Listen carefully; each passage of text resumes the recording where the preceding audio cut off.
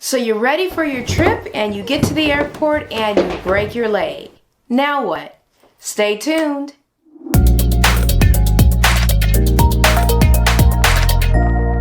Welcome back to So You Want to Travel, where I give you tips and tricks that I've learned along the way of being a travel agent for 22 years. Guys, if you can afford to lose all the money for your upcoming trip and any additional costs due to an unexpected medical condition, then go ahead and skip this video and go to this one. Otherwise, let's get into it. When it comes to travel insurance, it's not created equal. So there's going to be different coverages that you want to take a look at depending on what type of vacation you're looking at. When it comes to travel insurance, it's about 3% to 10% of the cost of your vacation. And the price of insurance does have to do with your age. So you want to make sure that you budget that into the cost of your vacation, even at the same time that you're looking at your vacation itself. Why get medical insurance?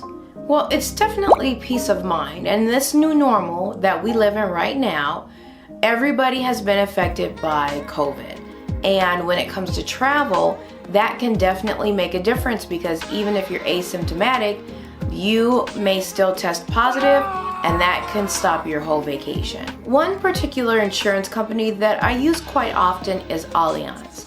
I called them just to find out how they handle travel insurance and COVID. And at this point, they do consider it a covered medical reason, which means that if you purchase their insurance at the time of deposit and you have to cancel due to COVID, either prior or while you're on your vacation, then they will cover it. So when you're looking at travel insurance, that's one aspect that you definitely want to take a look at immediately when you're looking at a company. Do they cover when it comes to COVID? That also leads into covered medical reasons, because a lot of the insurance company will cover even immediate family members who may not even be booked on the same trip. If you have to cancel for a covered medical reason due to that family member, then a lot of insurance companies will cover that. But you have to do the research just to verify, because again, that 3% to 10% has a lot to do with you get what you pay for as well. So just do the research on that aspect. You're going to want to check with your credit card company as well, especially if you have a travel card, because a lot of travel cards and some credit cards as well have some type of travel insurance included. So you don't want to purchase travel insurance if your card has it as well.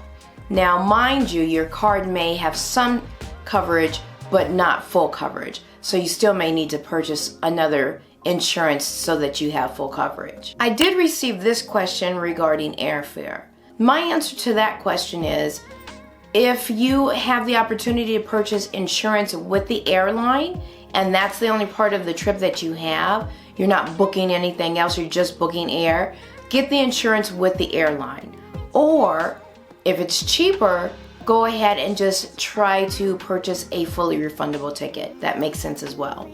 Emergency evacuation is a very important part of travel insurance if you're going out of the country or if you're going on a cruise.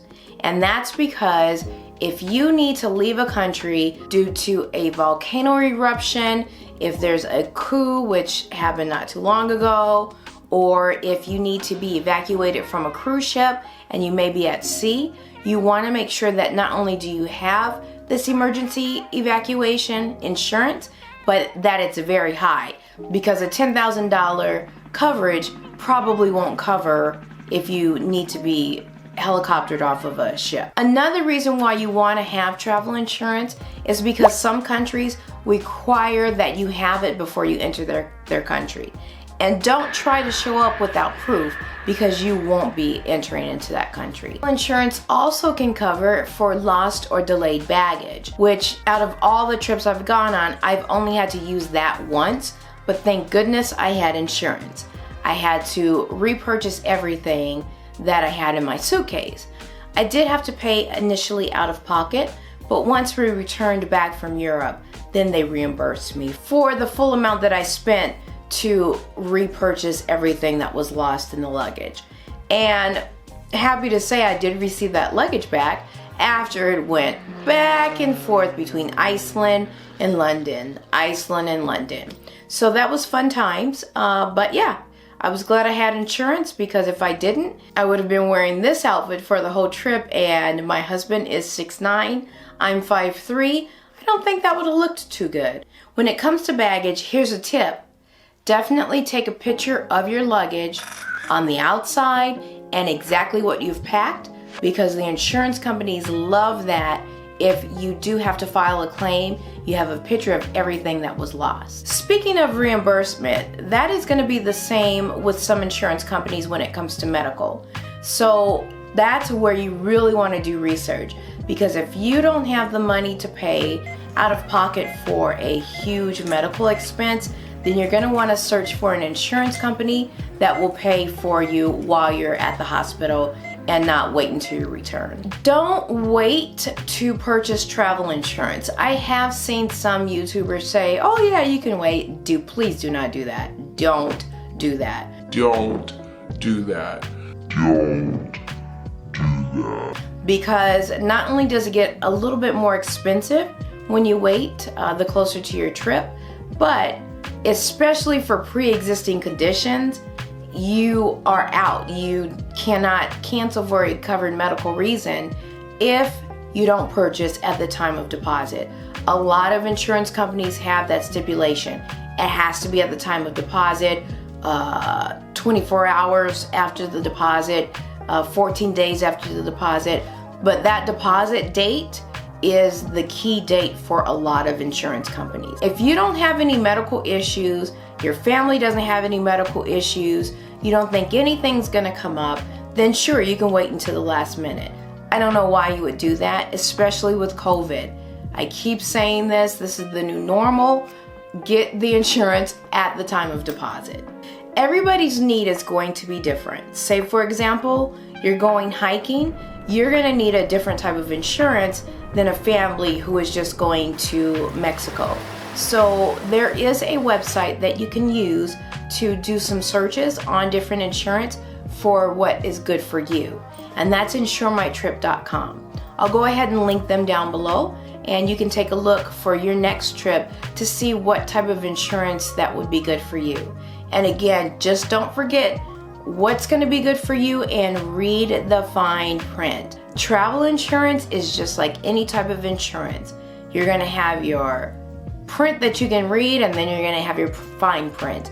You're going to want to read your fine print so that you know what type of insurance you're purchasing and the reason you can and can't cancel.